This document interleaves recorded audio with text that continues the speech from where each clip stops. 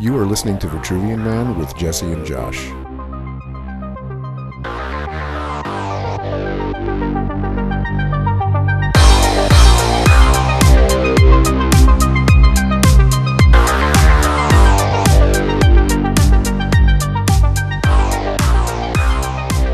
Welcome back to Vitruvian Man. As usual, I'm joined by Manila Josh. What's happening, homie? How you doing? It's going pretty good. Going pretty good. We saw a pretty crazy movie last week. God, it was fucking good. We saw The Substance with Demi Moore. Might have to do an episode about it. It's worthwhile, and it's right up the alleyway. It is part of what we talk about here. Man, and Boys. Demi, I don't know Yeah. whatever. She fucking kills She it. was great. She did so good. And Quali, The other actor. the other was actor, great. she was so awesome Fantastic. too. Yeah, Yeah. Everybody was really fucking Dennis Quaid. Oh, God, what a fucking scumbag! I cannot watch when they show close-ups of people eating in a movie and like the lip smacking and It's just the so ASMR. fucking gross with like fucking mayonnaise all over his face. Oh God, it was so good. And that fucking uptight shot with that wide angle lens, and you could shovel out those pores, man. God. Oh yeah, so you guys might want to see this. Yeah, that's definitely worthwhile. You're into Definitely. horror if movies. you like that horror shit, yeah. So I think the world is wondering what two white guys think about Muhammad Ali. That's on everybody's mind. It's the world sits on the edge of its seat collectively, waiting for white men to chime in. Well, I don't know. I mean, how do you not love Muhammad Ali? You hear stories of some champions who say one of the problems is that every guy thinks he can fight you, wants to take you on, and he's going to prove it someday in a bar, Have you ever had that at all? Never had anybody daft enough? Oh, if a man dreamed, if he even dreamed to be, he better wake up and apologize. Hit me, walk up and just hit me. Whew. He would stand the easier chance in Vietnam with a BB gun. Well, I've told you. Yeah. My the three heroes when I was a little kid. And little kid, I mean like probably 5 or something like that, 6.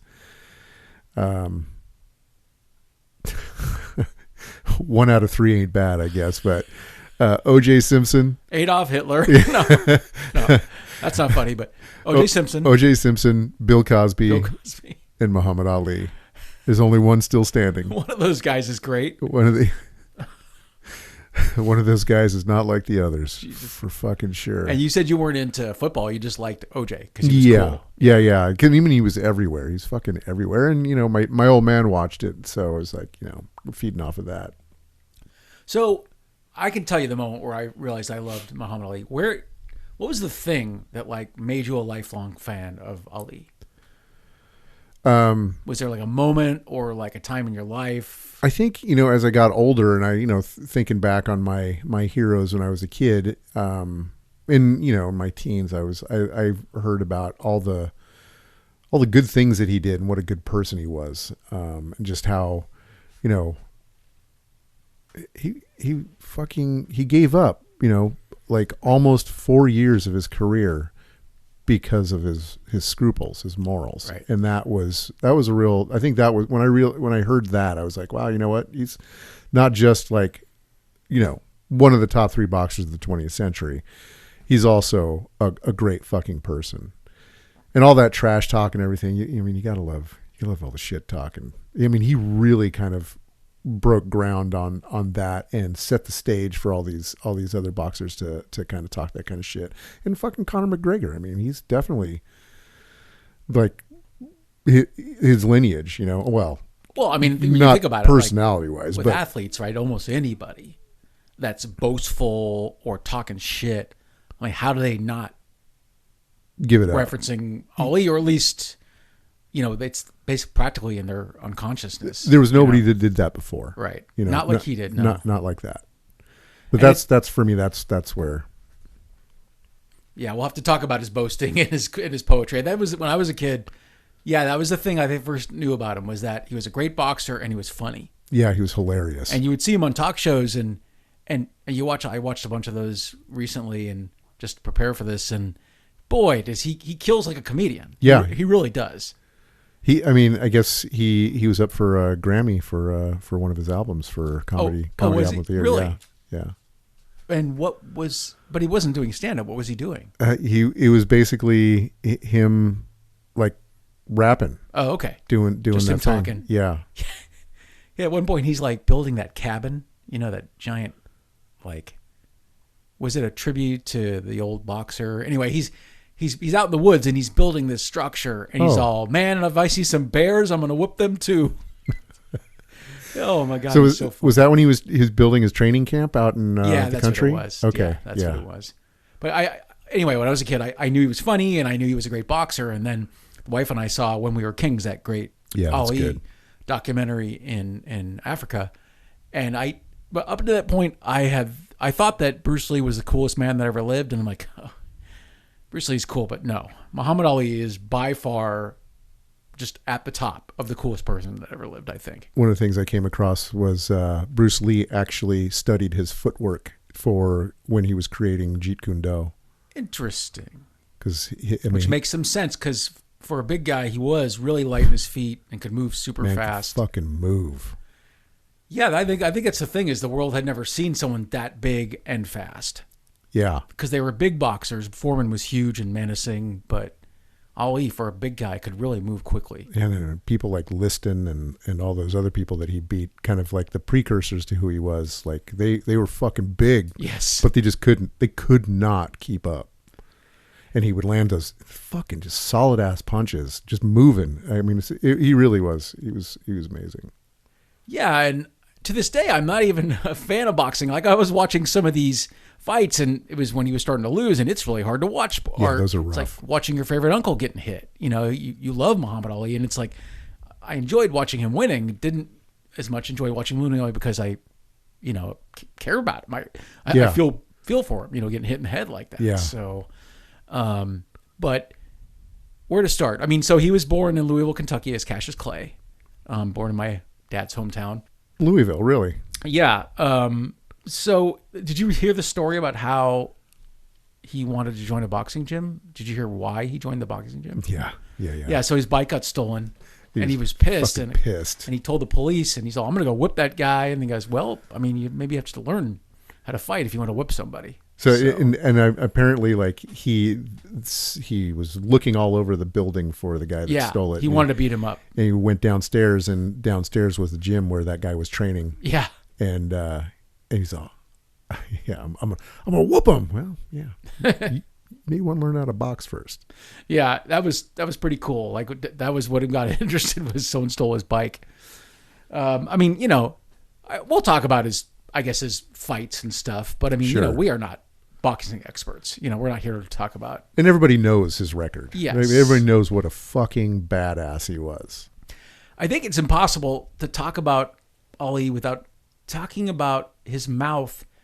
And it's like of course, we would watch Muhammad Ali sit at these press conferences with these other boxers, and he was not afraid of anybody. He'd fight the guy right there. Right. He was not. And some of these guys are menacing. And, Foreman, a huge dude. Yeah. Completely courageous, Muhammad Ali. But when you think about a black man saying whatever he wants in these, in the 1960s and 70s, just that alone is so impressive to me. Like, whatever courage it took to stand up to Foreman, think of the courage it takes for a black man to say whatever he wants whenever he wants it. Yeah, that's just saying, that's, doing that in the ring is one thing, but doing it to the culture at large, that's a whole different ball game. And telling truths people don't want to fucking hear. Yeah. I read an article, it's just a local paper, but it was actually a really great article about growing up black in this area. Here in Sonoma? And one of the artist they were talking to, he was like a blues artist or something. He said, it's like, you have no idea what it takes for me to go through my day and contain myself and act calm. He's all the energy it takes for black men to walk through society, and the energy it takes for them to kind of restrain themselves at every moment. Like, can't be too loud, can't be too fast, can't be too angry. It was just, boy, it was incredible first-person perspective about that. So knowing all that Ali was willing to say whatever he want whenever he wanted. He didn't give a fuck. Yeah. There was so much, and there's so much hate and racism tied up in wanting to shut him up. Oh, yeah. And there were, of course, black fighters that wanted to, quote unquote, shut him up. But I mean, Ollie would say things like, I remember he was on this talk show talking about this, and he says, yeah, I remember saying, I think he was talking to his mom. He's like, why is the dark cake devil's food cake, and why is the white cake angel's food cake? And why are angels all white? And why is Jesus Christ white? And why is it blackmail? I mean, white people lie too. And he was pointing out all these, like, why is black represented as evil in all these instances and white represented as good? So how old was he when he was asking those I questions? forgot. I'm sorry. Yeah. He said the story on a talk show, but I take it that he was like a teenager. But asking these questions, valid questions. Why is black represented as evil? Right. I don't know. It's crazy to me how brave he was, and take away the boxing completely, how brave he was to say the things that he said. Right. Yeah, I mean, and then getting into, going the whole Vietnam thing. You're saying, he gets drafted. What happened? So it was 1967. He appeared for the induction. Went through the whole physical. Was in there with all the other people. Yeah. And fucking around, hanging out. And when they called his name, he didn't move forward. And they called him up 3 times, and he wouldn't go. And that was pretty amazing. And they arrested him right there. Let him go. 3.5, almost 4 years that he wasn't able to fight. Had his license revoked and everything.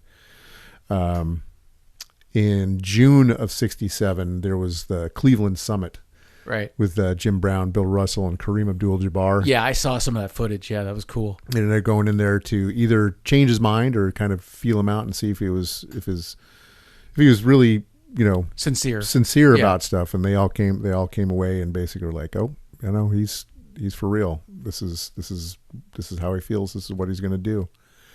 Change their mind completely. A good friend of mine just passed away, and I know for a fact that he was able to avoid the draft in Vietnam because of his religious. He was he basically said, "I'm anti-war. I'm a pacifist. There's no way I'm fighting in a war."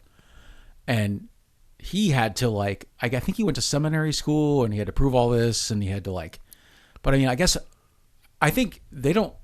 Did they have to arrest Ali, or was it a publicity stunt? I mean, that's the thing, because people did get out of the Vietnam War as conscientious objectors. Well, and that's why the case ended up being thrown out of the Supreme Court. They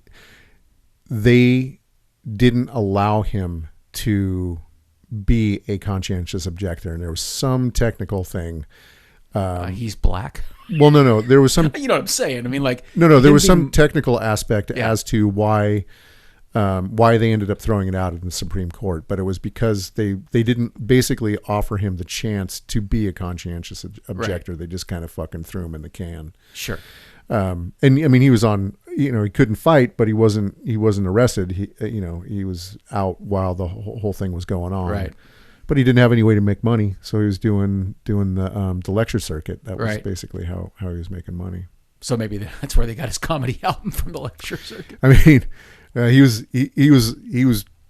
was not going easy on people in the lecture circuit. Good, good for him. He was telling like he saw it for sure. There's no way you could write down all his great little funny poems, but he goes, if you talk jive, you go down in 5. Yeah. I loved, man. He's so funny. Yeah, I mean, he had something for everything. Yeah, and I don't know. I can't remember if we talked about this before the show or 4 seconds ago, but I find it interesting. So I guess he and Cosell had kind of a funny back and forth, right? He and Cosell knew each other for years, and they liked each other. I think that they were actually friends. They did. I think they were actually friends. But I mean, if you'll remember, more than once, there's footage of Cosell making sarcastic remarks about Ollie's humility. And and we talked about this. This is intrinsically part of an athlete's engine that motivates them to be good. And maybe they don't say it all say it out loud, but they are all completely content in the belief that they're good. Yeah, well, you have to be. Yeah. I mean, and then somebody like Ali is constantly proving it to himself. Yeah, and it's interesting that it's impossible to separate. I know I already kind of said this, but it's impossible to separate his trash talk from just a black man saying whatever he wants. Like, there's just so much wrapped up in this, the way, like, he's talking about boxing, he's talking about sports, but it's just I don't know, it's just so fearless. I guess I'm gushing, but it's just so fearless to me. It's funny listening to his cadence. You ever see My Name is Dolomite? Oh, yeah. I can't remember. Eddie Murphy? Well, there was an actual person. I'm sorry. No, I haven't seen the original. You really need to see that, because the way he sings it out is the same cadence, the same kind of shit talking. I mean, this guy, if he didn't steal it directly, it was definitely lineage, right? I mean, so it was like in the culture. Yeah, but I think that it was in the culture because of Ali. Okay. I really feel like see. I see. He set it up, and but you really you should watch. Got to see Dolomite. Yeah, Dolomite is fucking awesome. Absolutely, I've heard good things. That's a 60s. I think it's late 60s, early 70s. Does it count as black 70s? Exploitation? Is it like considered black exploitation? Yeah, I would throw it in there for sure. Yeah. I'm trying to think of I'm trying to think of the one rhyme that. From Dolomite. From Dolomite. Oh, okay. Yeah, I'll come back. You'll come up with it eventually. Yeah. I love how Ali said, "Service to others is the rent you pay for your room in heaven." Yeah, that's a really good one. Pretty incredible. Oh, I heard quote. The rent you pay for your room on Earth. Oh, you heard it differently. That's Okay, so this is Antoine Fuqua, the documentary I watched. Yeah, that's the closing quote. Okay, but I mean, either way.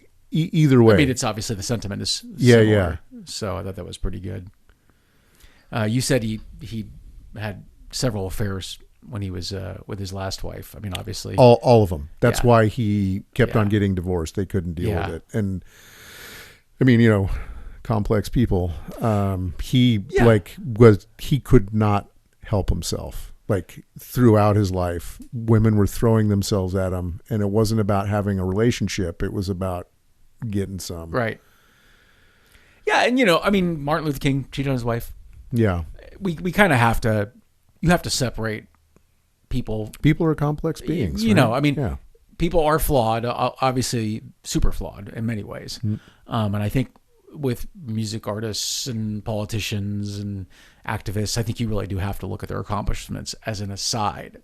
Separated from how they acted as people, because is Ali a hypocrite? Does it matter? I don't think he would be. I mean, I wouldn't. Well, I wouldn't separate it out like that either, because I feel like that's just part of who he was.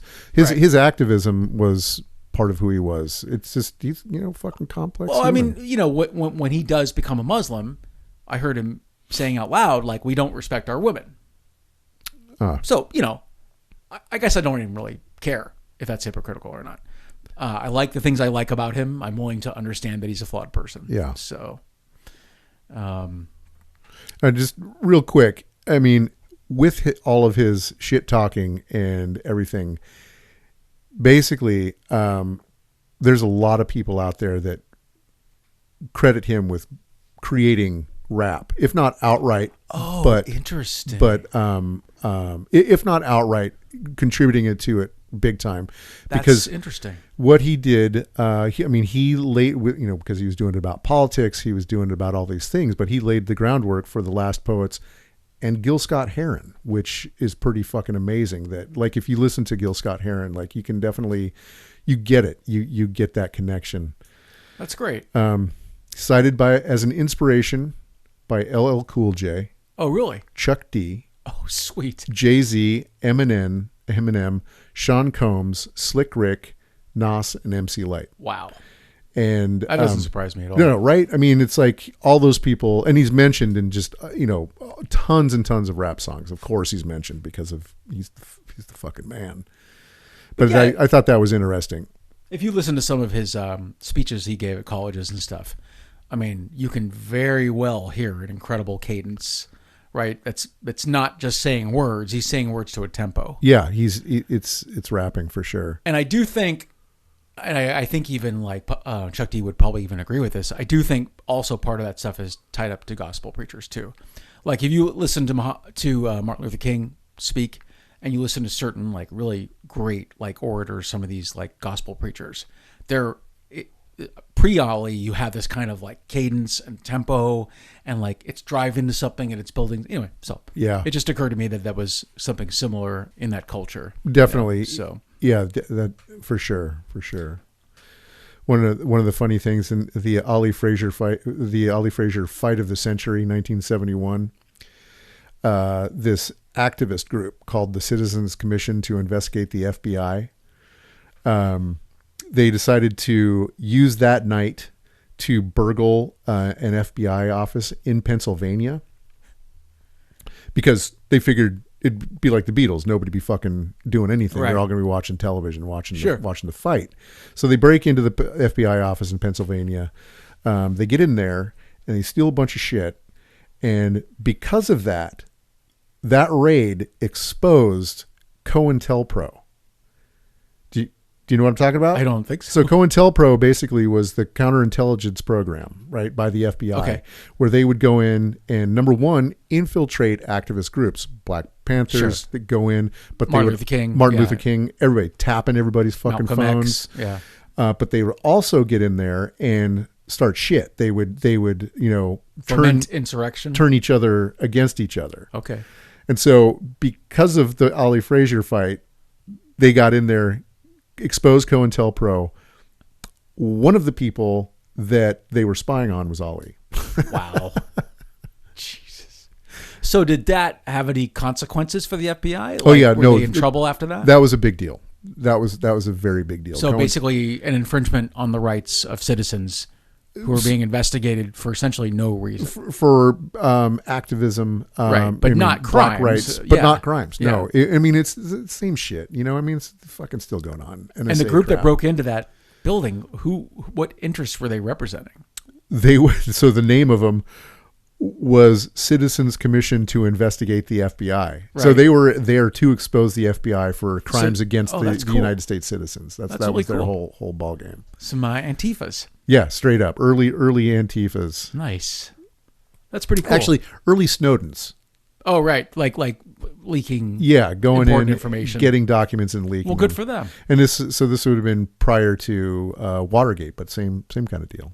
Yeah. Right? Did you watch the Watergate movie on HBO? No. Some people hated it. It was pretty funny, actually. You might like it. Woody Harrelson is really funny in it. Woody Harrelson, isn't Christian Bale in it too? No, I'm thinking of him doing Dick Cheney. Oh, okay. No, some good actors though. Yeah. It's pretty funny.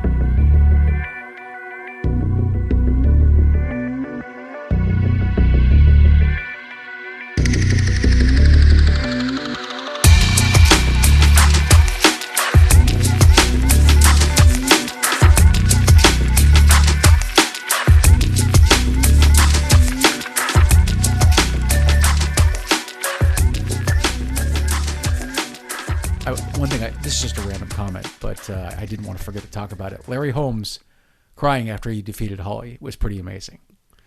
After he beat Ollie, Cosell walks up and he goes, "You're crying. What's happening?" You're like, "What's this about?" And he just basically genuflecting. He's like, this is a great man. I respect him, and I understand what's happened here. Like, the weight and the enormity of what's happened here, and he's the greatest, and it was pretty cool. Yeah, I mean, that'd be pretty rough. Going and beating your guy who got you into it. Yeah. So, pretty cool. We've talked about this a little bit, but yeah, George Foreman, man, it's funny that George Foreman became a shill for like George Foreman Grill and products and stuff on TV because he's so funny and happy on those advertisements. But boy, that's not the George Foreman we knew. Fuck no, man. Fucking a bad man. Do you ever see you saw When We Were Kings? Did you ever see there's the story of Ollie walking by Foreman hitting the heavy bag, and there's like a fucking hole the size of a watermelon in the fucking bag as he's walking by, and he's just like, I ain't looking at this motherfucker, man. Oh my God. And then the rope. So you think about that, and that's what makes the rope-a-dope even more impressive, dude. I mean, he was taking all those fucking body hits just to tire him out, and then come back and fucking put him out in the 7th round. So that was in Africa. Yeah. That's the Thrill in Zaire, Manila. yeah. Right? No, Thrill in Manila is in Philippines. Right. That's right. I'm sorry. Duh. Yes. Manila is not in Africa. I is happen not to know Zaire. that. But yeah, so that whole strategy. Kinshasa. I think did he talk about it afterward that it was a big plan that he knew he could just wear him out? Well, right? that was his hope. Right. His coach is like, what the fuck? They almost threw in the towel a couple times because it was just fucking brutal. But I mean, he took it and he knew what to do afterwards. Yeah, it's funny because he described, and it was funny when he says it, but he described what he was doing as scientific. You know, no one's got the scientific analysis that I have. But really, the way he would analyze boxers before he fought them was pretty fucking cool. Like how he would understand the guy's weak point, like immediately and know how to exploit it. You know, kind of is scientific the way he would analyze boxers and understand, well, this is a big guy and he hits harder than everybody, but he gets frustrated if he doesn't knock somebody out in the first 2 rounds. Like that's what Foreman was doing, right? George Foreman was knocking out everybody in 2 rounds. Fuck. So it is kind of scientific as far as like the study of human behavior and you know what I mean? So knowing your opponent. Yeah. Yeah. I can't imagine the courage it takes to get into a ring and be hit by a person like that. Like, God damn it. Yeah. Yeah. Insane. So, well, so I mean, we were talking about basically all of his fights and stuff like that. But I mean, when he converted to Islam, well, not just Islam, to the Nation of Islam, because that was a very specific one. Sure. And then he left that and converted to Sunni Islam. He's very outspoken, spoke out against 9/11, tried to, spoke out against those against like the invasion of Iraq, you mean? Or no, the Muslims that did that, basically. So he was peaceful. He didn't believe in. Yeah, his quote after that was, "We as Muslims have to stand up to those who use Islam to advance their own personal agenda." I mean, that's the short of it right there. Well, good for him. Yeah, I mean, he came out and spoke out against the Charlie Hebdo attack. Right. In Paris. I mean, he's Muslim, but he's like, it sounds bad, one of the good ones. Well, I mean, right. I mean, every religion pretty much has components of goodness and components of evil. I mean, as we all know. I mean, there are Jews who are in Israel who are as racist as anybody. Sure. And are happy to wipe out Palestinians. Yeah. Yeah. So, for sure. Yeah, every religion has its kind of radical component to it. Yeah. That was so after watching the documentary, I had this little bit in my head going because I'd hoped you'd watch the documentary because I'd placed the over under at times we cried at 2 because oh man, when they show him at the Olympics, 96. Holding the torch, just shaking with Parkinson's. I remember that. Oh, dude, it fucking floored me. Yeah, that's right. You're used to seeing this incredibly impressive man, just so light in his feet, so like graceful, and it's just wow, holy shit, the toll of age, Yeah, it's pretty powerful. 200,000 hits to the head. That's what the estimate was. 200,000 hits to the head.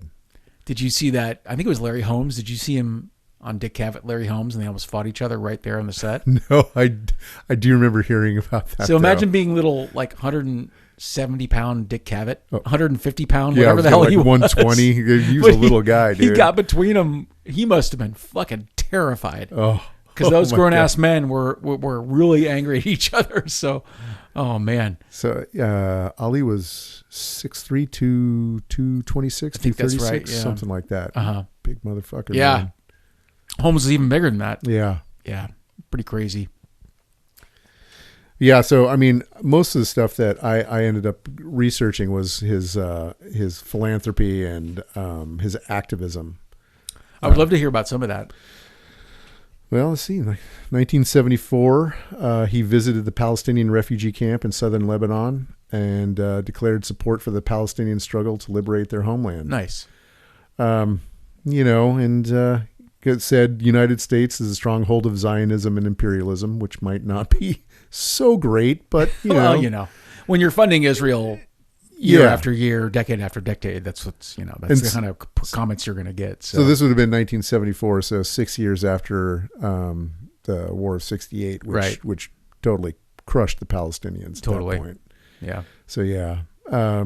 1978, he participated in the Longest Walk, which was a protest march in support of Native American rights. Oh, nice. And he was walking alongside Stevie Wonder and Marlon Brando. Get out of here. Yeah. I mean, you know, Marlon Brando was big Native American rights guy. I remember he had a Native American girlfriend that went on stage to accept an Oscar for him. It wasn't a girlfriend, but he had a Native American woman. Do you know that story? Go Do you up. remember what happened that day? Yeah. Yeah, I Or mean, John Wayne wanted to was- knock her off the stage? Yeah. So, any of you old enough to know who John Wayne is and John revere Wayne was a him, fucking just Nazi. know what a piece of fucking shit that guy was. Because, yeah. He was a bircher. Yeah. He was a fucking Oh, bircher. 100%. Yeah. Yeah. Marlon Brando sends a Native American woman on stage to accept his Oscar, and I can't remember what she said. Obviously, something that was anti-American, as Native Americans have a right to say, right? They have a lot of sentiments I'm sure they wouldn't want to talk about. And apparently John Wayne had to be restrained from kicking her off the stage. What a guy. Well, that's the thing you're going to make a stand for. Is finally, someone's standing up against Native Americans. Somebody. Okay, Jesus okay. Christ. 1978, he also traveled to the UN to campaign against apartheid. Oh, nice. Yeah. So that was, because apartheid was a thing for a long time. And I remember Dude. Steve Van Zandt, from Bruce Springsteen's band, they were going to play a big concert there. And he's like, no, we can't do this. Yeah, Sun City. Yeah, we can't. That was one of the first time the West really, really started to become like culturally aware of apartheid. I think that this is kind of the vanguard. 1978, you're looking, because I remember, early mid 80s. Yeah. There was all kinds of shit. Yeah. There was all those songs. We Won't Play Sun City. There's all those Nelson Mandela. Yep. The song Nelson Free Mandela. Nelson Mandela was a song. I remember that. I think that was the Specials. Oh, it was? I think I so. think you're right. So fucking weird. Leave it up to Specials to come up with a cool song I know. like that. Two-tone coming up for Nelson. Did you see how many expat white South Africans support Trump? I know this is only somewhat related. Did you see how many of those people are ex-South African? Elon Aside Musk. from Elon Musk? These venture capitalists, these people all benefited Of course they do. from South Africa. Of course they do. That's fuck. That's not good. That's really bad. Yeah. So That's a different. it didn't podcast. occur to me Peter Thiel was South African.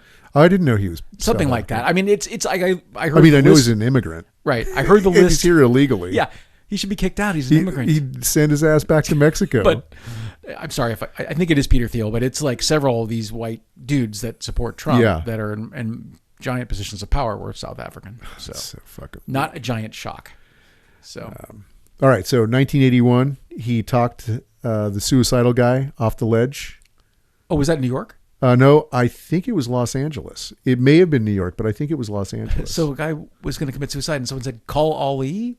Ollie happened to be there, or wow. maybe a phone call happened, Wow. and he fucking ran down. Damn. Talked him off a ledge. There's a great picture of him talking to the guy. I didn't even know this story. And drove him he took him to the hospital, or went with him to the hospital, shit. checked him in, and followed up. He kept on checking back Wow, to make that's sure he was great. okay. I mean, it's such a good guy. No kidding. During the 1988, during the first Intifada, he participated in a Chicago rally in support of Palestine. He also, in 88, he also went to Sudan to raise awareness of the fucking famine. I mean, I think there was some issue that people took with him going to some of these places, because Carter sent him somewhere. I can't remember where he sent him to. That might have been the one. Because politically, it was not cool for him to give comfort to an enemy, or what was he doing? Basically, is he going to send Chris Everett to talk to me about? Basically, they were like, "Why are you sending a fucking athlete as a diplomat?" Oh, and I mean, the thing is, when you are an icon of popular culture, the heat you can bring to an issue is really important. Yeah, right. You know, if we haven't heard anything from Michael Jordan the last 20 years because he doesn't care, apparently. He doesn't give a Sorry fuck, yeah. to say that. No, he doesn't But give a fuck. he's not using his power and influence to help people. No. And Muhammad Ali did. Yeah. And it's like, who gives a flying fuck, you know, what their profession was? If you have that kind of heat, you know, U2, Sting, sorry, I know people love making fun of those guys. They could just sit on their money or they could try to help people. Yeah. And they're using their influence to try to help people. So, Well, you know, I have a hard time criticizing that. Bono's his own fucking Well, I mean, own thing.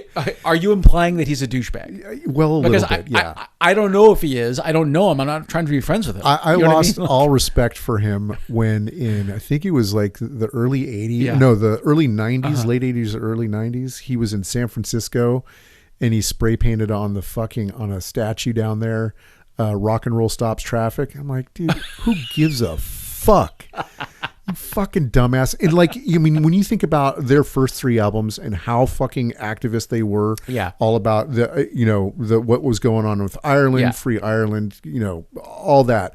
And then what he kind of became. And sure, he does bring attention to some things, but he's carrying Hermes bags. You know what I'm saying? Like he's not, it's more for his ego than actually getting something done. I think anymore. Okay. Even though it's bringing stuff to it. I mean, that's likely. Yeah. I mean, none of these people have tiny egos. The other day, my son, real quick, he's pretty independent thinker.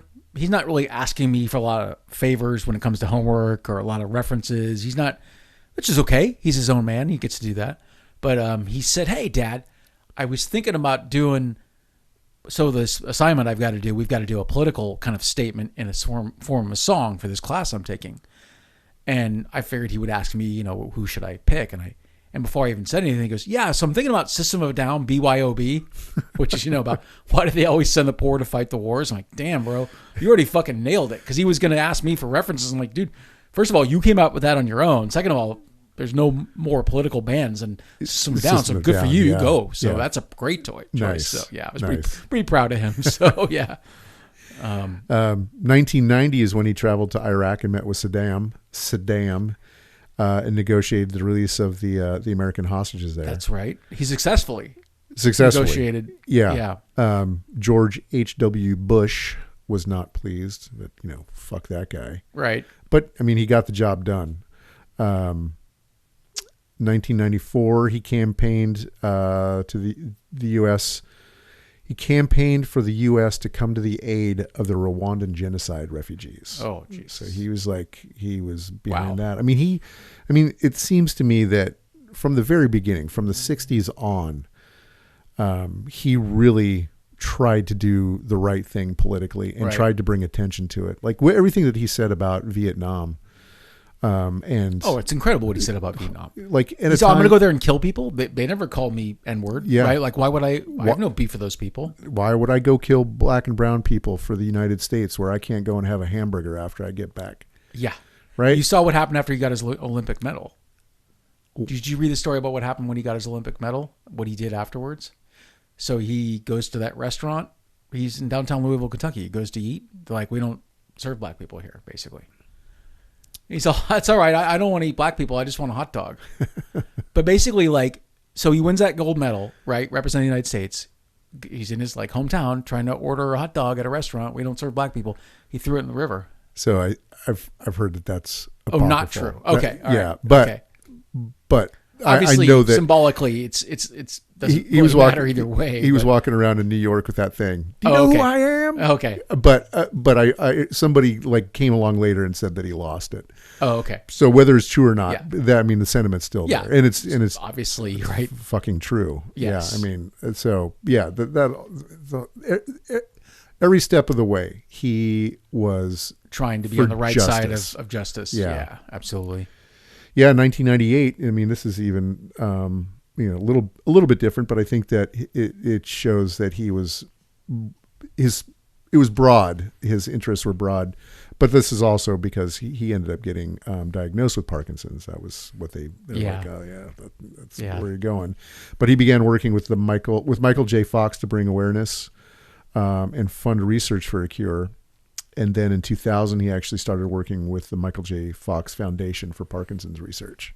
Now, I'm kind of a dummy about this. Parkinson's would have happened without the boxing, right? That's a genetic thing. Parkinson's can happen without boxing, but brain damage can bring it on. Oh, so him it could getting have been rocked, if he had that genetic marker, the boxing could have exacerbated that. or it could have brought it on independently. Okay. Like if you, I mean, he had fucking hit 200,000 times. Yeah, I in the mean, noggin. yes. Yeah, that's right. Yeah, absolutely. Yeah.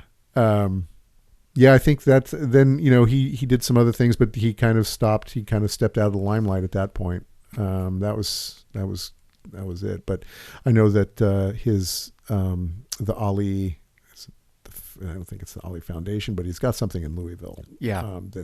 That's moving forward with his activism. Right. Cool. Well, Yeah. do we do it? You got anything else? Just so impressed by him. Just such a shining beacon of an example of a person. Yeah. I don't know. I guess, most of us don't have the courage to get in the ring with George Foreman. I can think that's a safe thing to say. That's a pretty safe bet. But I mean, just standing up to America. I mean, just standing up to white supremacy now would be one thing. But I mean, standing up to white supremacy in the 60s. 62.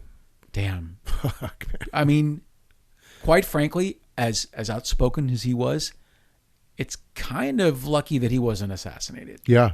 Because a black man saying the truth, especially back then, was a dangerous thing. Yeah. So, Yeah. just an impressive individual. I wish that there were more, and fuck sports. I'm not into sports, but Yeah. Whatever. I do wish that there were more people that were as active as he was. Yes. Although Kaepernick, I feel like he's definitely following in his footsteps, and he's getting fucked because of it. I mean, let's put it this way: he is officially fucked because of it. Like he's not. I mean, He'll never play again. Could he play again? Yeah, Not really. But no one wants. Well, that's the thing, though, dude. I mean, it's too late. His prime's gone. Of course it is. Yeah. That said, knowing a bit about football, I'm going to go ahead and bet that he's better than some of the backups that are getting paid right now. Sure. I don't care how old he is. Yeah. I don't care if he's 45. Yeah. He's probably got the raw tools to be better than some of the backups. They're getting paid, $3 million a year. Yeah. So the black ball continues against Colin Kaepernick. But yeah, I mean, you're right, though. I wish, when Taylor Swift says I'm voting for Kamala, that's a big deal, for someone to speak their mind about politics or to speak their mind about activism. You see that from Steph Curry a bit. Right. Steph and Aisha, I feel like, are really out there kind of doing what they can to do the right thing. Fucking Michael Jordan. It doesn't look good. It doesn't look good. That I don't know his opinion on anything. I mean, what does he have to lose right now? What is he? Money. But really, that's it. I mean, flicking a snowflake off a glacier. Yeah. Right. How much money could he lose? Yeah, right. I mean, he's not going to lose endorsements. He's not going to lose. Nobody.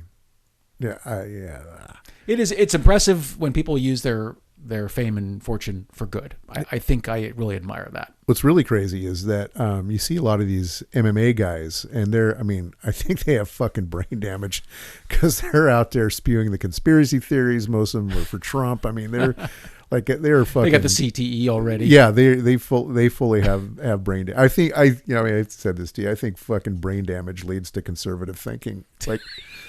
It's why Trump is Trump. Yep. I can't really disagree with you. And speaking of conspiracy theories, I have an asshole of the week. Oh, good. Asshole of the week. Now I was too lazy to look this up. Marjorie Taylor Greene might have already been the asshole of the week, but I had to name her this week because she says that they control the weather. Yeah, So she's talking about these latest hurricanes in Florida and on the southern part of the United States. And she said, anyone who says they don't control the weather or makes fun of this is lying to you. By the way, the people know it and hate all of you who try to cover it up. Now, so she's no stranger to misinformation because she once raised that their Jewish space lasers were behind the wildfire outbreaks in California. God damn it. I don't even know where to go with that. But I do love former chairman of the National Republican Committee, Michael Steele, who always is good for a quote, says, yours is a special kind of stupid. And Democratic influencer Harry Sisson posted, you are dumber than a bag of rocks. That's pretty great. Is they in triple brackets? I don't. Oh, boy. That person holds a seat in Congress. That idiot. Well, the hand job Bobert, dude. Just, don't you think there should be an IQ test to be part of our government? Dude. Well, I mean, they won't hire police that have too high of an IQ, if you know what I'm saying. Did I even forget that? I think I heard that a long time ago. Yeah, there's definitely you can't have too high of an IQ in the police force. Are they trying, let's pretend there's not a nefarious reason for that. Yeah. Are they trying to make people that will conform, and then if you have a high IQ, you're less likely to conform to orders and a militaristic hierarchy? You're less likely to follow orders just to follow orders. If you're low IQ, you are more likely to follow orders. You will follow orders, especially if there's, framework in place to, funnel you into that direction. Jesus. So I think that if Congress was to have an IQ test, it would be to keep them from going in with too high of an IQ. Well, I think we can kind of see that's already happened. Yeah. Yeah. I mean, JD Vance is a fucking, yeah. So MTG, let's, she's a peach. Yeah, she's great. She's excellent. Peach. She's smart. Should we toast to bad dads? Here's to him. Yeah. Here's to bad dads. See you next time. Yeah. See you next time, man. Take care. Rock on. You have been listening to The Trivia Man. If you'd like to get a hold of us, you can either call us at 415-484-8841 or send us an email at thetrivianpod@gmail.com.